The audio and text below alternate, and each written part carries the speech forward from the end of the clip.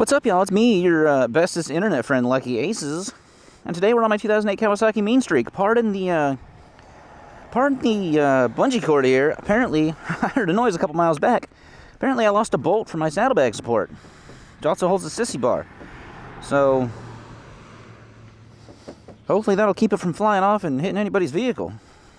But today, what we're doing is, we're testing out this guy right here, the KEMIMOTO Windshield Extender that I got on my 15-inch Memphis Shades Fats windshield. Because the reason I bought this bike is because I want to do like trips and stuff with it. Why did I buy a Mean Streak for that? I don't know, because I'm kind of nuts. But the question is this guy going to help with the wind buffeting situation? Let's go find out.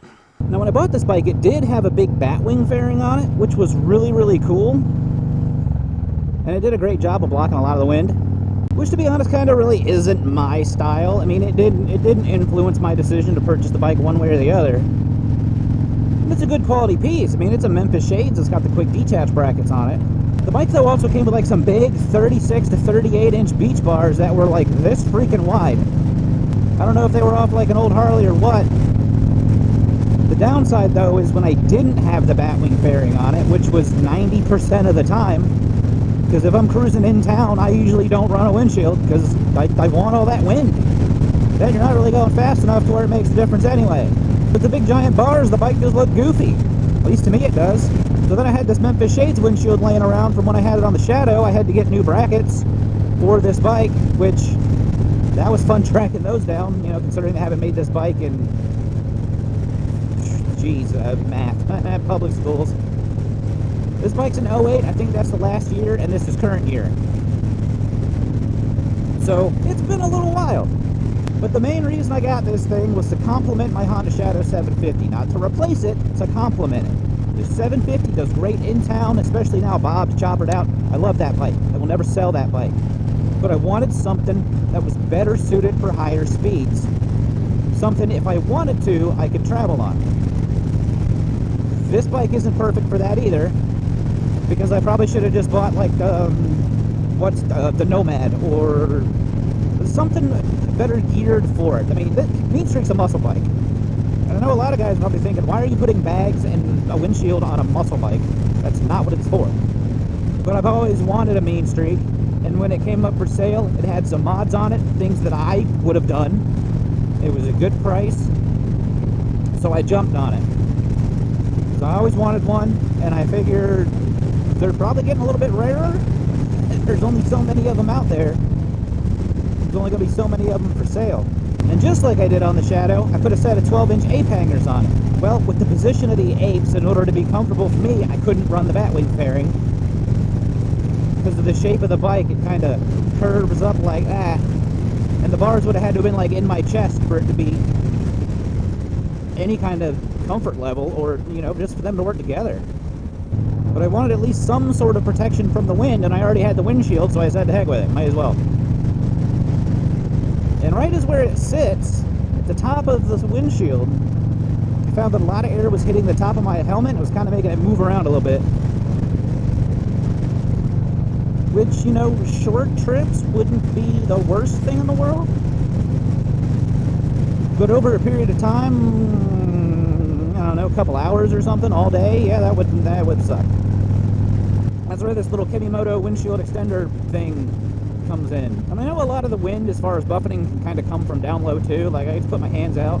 Probably shouldn't do it right now. I put my hands out and you feel a lot of air coming up. But I noticed that whenever I would put my hand on top of this windshield, my helmet wouldn't move around as much. It's like, you know what, this thing's like 30 bucks, figured we'd give it a try. So, I've been doing some testing. I did some city surface street stuff. I did some interstate speeds, which honestly, interstate speeds, it didn't really help. I mean, not really. It kind of really didn't do anything. I didn't notice much of a difference. But that was also at like 80 miles an hour, too. I mean, it's... And honestly, I took the batwing fairing, like, off almost as soon as I got this bike, so I'm not even... I don't even remember how that felt, to be honest with you. And for surface streets, low speed stuff, it works great. But also at the same time, if I was doing this all day, I wouldn't have the windshield in the first place. And And don't think this is one of those videos where I come here and talk about, oh, this thing's great, it's the best thing since sliced bread. Because there is something I don't like about it. One, it looks super nerdy. And I'm already out here on with my mesh jacket today, so I already look super nerdy anyway. I don't need help from a bike looking dumb, okay?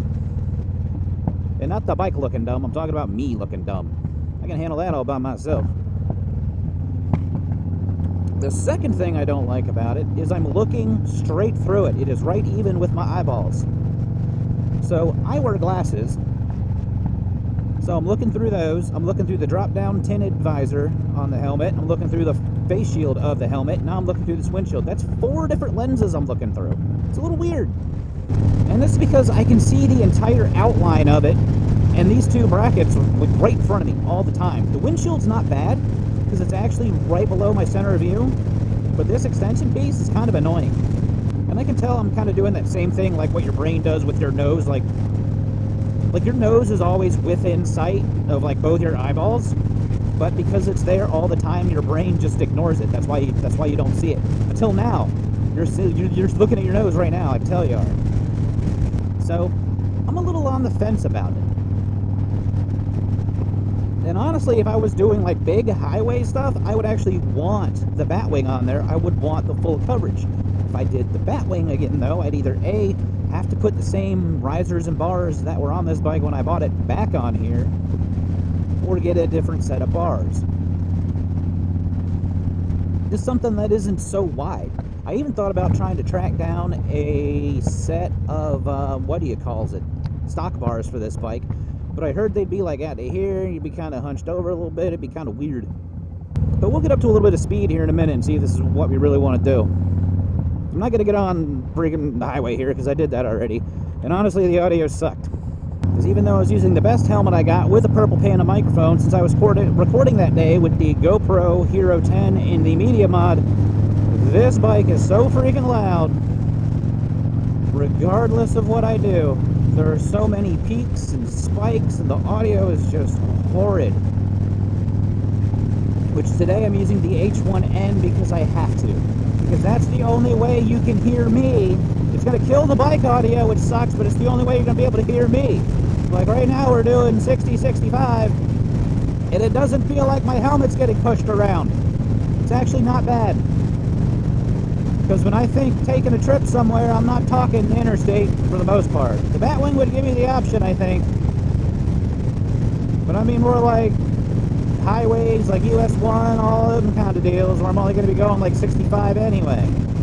I'm not 100% sold on it, but for what it is, it's not a bad little product. Anyway, hopefully this audio, 1, is usable, and 2, hopefully it didn't knock out tons of the exhaust sound. But if it did, and you want to hear what this bike sounds like, you can check out this video right here. And as always, y'all be good. See you.